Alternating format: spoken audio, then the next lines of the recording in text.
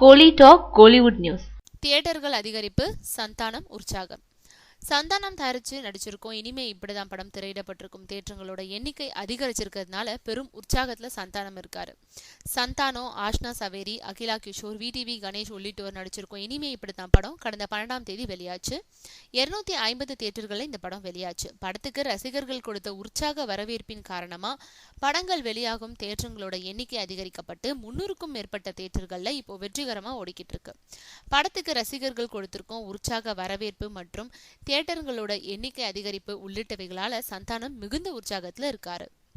சந்தானம் இப்ப ஆர்யாவோட VSOP, உதயநிதியோட ஒரு படம்னு 3 படங்கள்ல நடிச்சிட்டு இருக்காரு. இந்த படங்களை தொடர்ந்து புதுமுக இயக்குனர் சேதுவோட இயக்கத்துல புது படத்துல ஹீரோ கேரக்டர்ல நடிக்க இருக்காரு. இந்த படத்தோட படப்பிடிப்பு ஜூலை மாத இறுதியில தொடங்க இருக்கு.